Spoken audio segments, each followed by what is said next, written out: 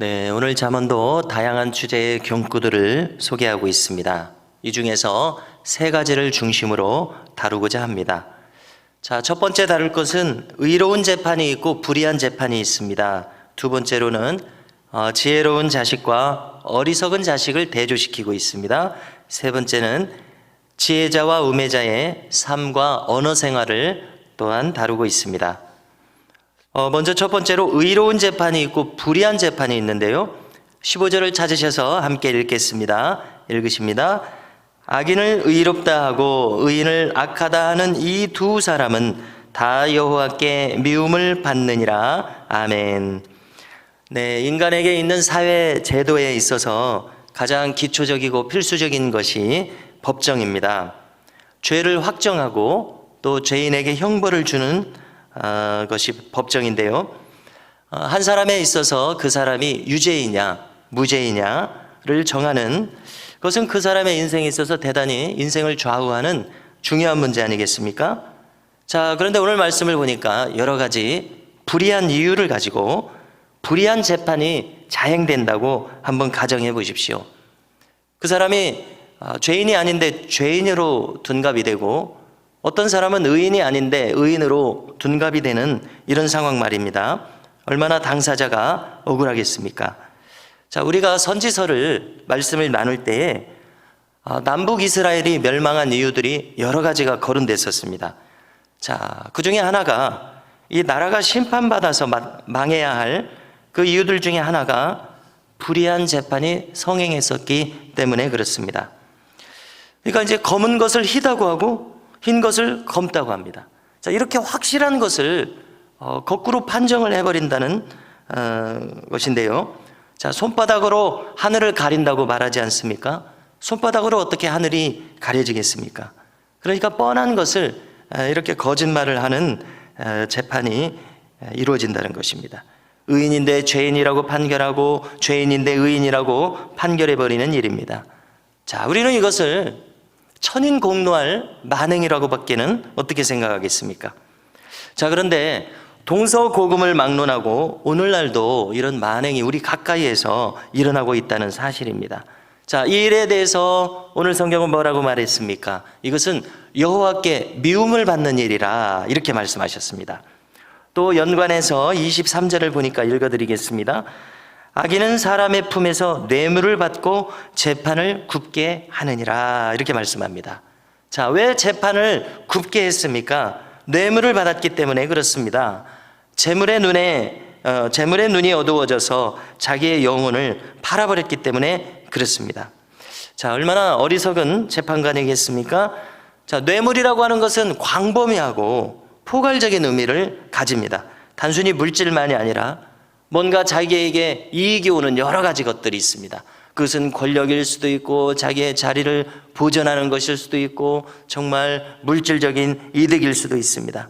어떤 상황에서는 무시무시한 이 권력자의 편을 들어주지 않으면 자신의 자리를 지킬 수 없는 그런 자신의 생명을 좌우하는 그런 일일 수도 있습니다. 자기가 판사 옷을 벗어야 한다면 그런 위험을 감수하기는 싫을 것입니다. 자, 최근 뉴스를 보니까 우리가 이제 5.18을 당해서 새롭게 조명되었던 그날의 진실들이 있었습니다. 발포 명령을 위로부터 받았음에도 불구하고 그 발포 명령을 거부한 국민에게 총을 쏠 수 없다는 생각에 의해서 거부한 군인들과 경찰 간부들이 있었습니다. 자, 이제 수십 년이 지난 후에 그분들의 장래를 생각해 볼 때 그분들 중에서 장성이 될 분도 있었을 것이고 경찰 고위 간부가 될 분도 있었을 것입니다. 자, 그러나 그 명령을 거부함으로 말미암아 그들은 강제로 전역을 당해야 했습니다. 경찰 간복을 벗어야 했습니다. 그분들이 잃어버린 그 시간과 그 명예는 다 어떻게 해야 합니까? 이미 다 지나가 버렸습니다. 그 억울함과 아쉬움을 어떻게 해야 합니까? 누구도 이 땅에서 그것을 보상해 줄 수 없을 것입니다. 자, 그렇다면은 마땅하고 올바른 이치는 무엇입니까? 하늘이 그들을 갚아줘야 됩니다. 다시 말해서 하나님께서 그들을 알아주실 것이라 이 말씀입니다. 자, 오늘 말씀을 보니까 구분 재판을 여호와께서 미워하신다고 했는데요. 영혼이라는 관점에서 한번 생각해 보십시오. 하나님께서 미워하시는 것이 천국에 존재할 수 있을까? 이런 관점에서 말입니다. 자, 그렇다면 영혼을 팔아버리고 구분 재판을 해서 억울한 사람들을 만들어낸 이 재판관들의 영원한 운명은 무엇이겠습니까? 두말하면 잔소리죠. 하나님께서 싫어하시는 것이 천국에 존재할 수 없을진데 이들의 영원한 운명은 불을 보듯 뻔하다고 생각합니다. 영혼이라는 관점에서 또 생각해 보면은 이 땅에서의 몇십 년은 아주 짧은 순간과 같습니다. 이 몇십 년 동안 영화와 건세를 누리겠다고 자기의 영혼을 팔아버리는 이런 어리석은 일을 선택하는 그 가련한 모습입니다. 자신들은 어리석다고 생각하지 않겠죠. 영원한 삶을 산다고, 영원한 시간을 몇십 년 동안 산다고 생각하겠죠.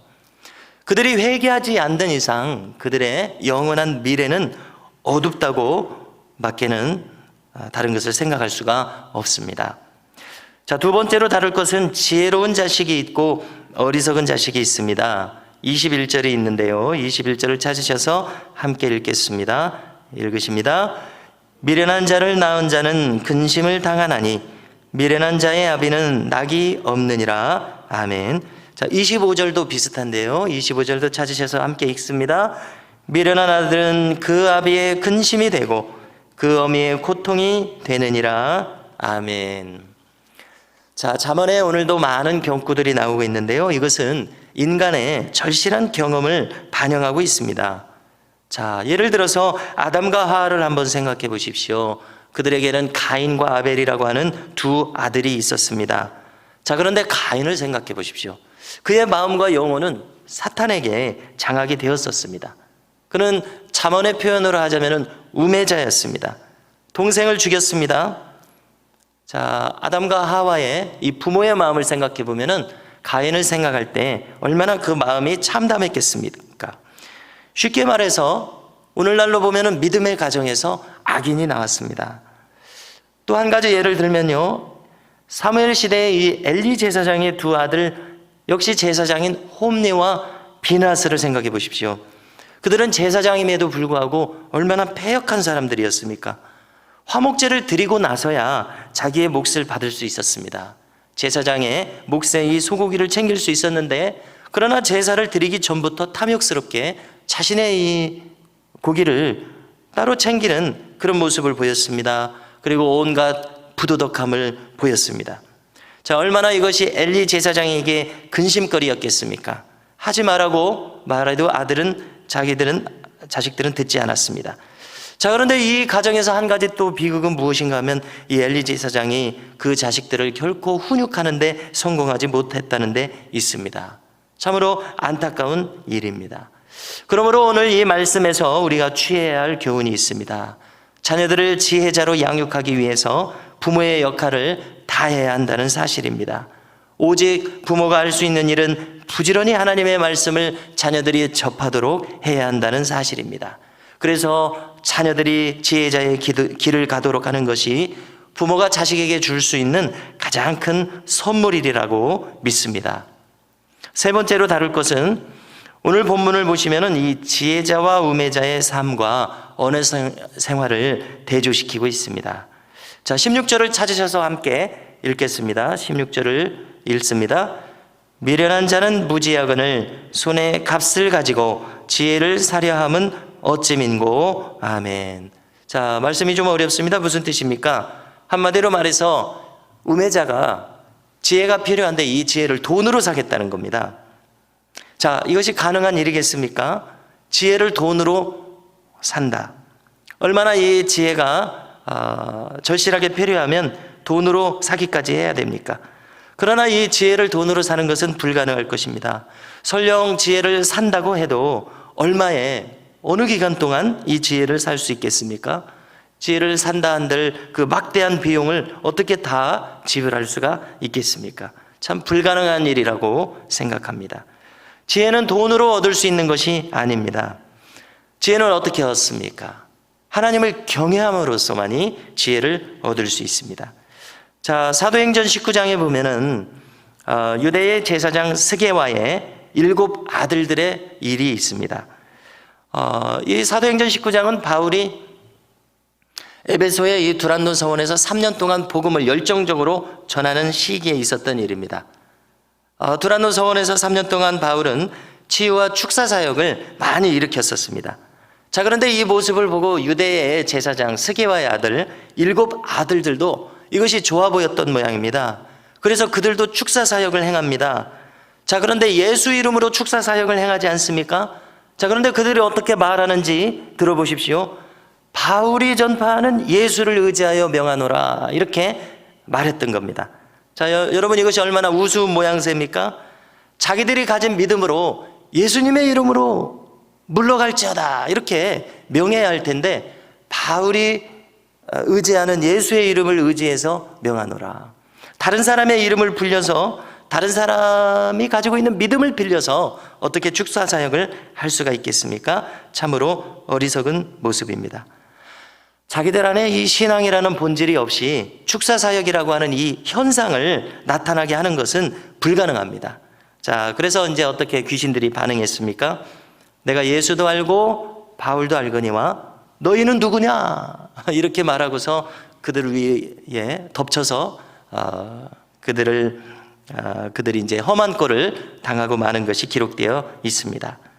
자, 그러나 지혜자의 삶을 보십시오. 그들의 삶은 복됩니다. 22절입니다. 22절을 찾으셔서 함께 읽겠습니다.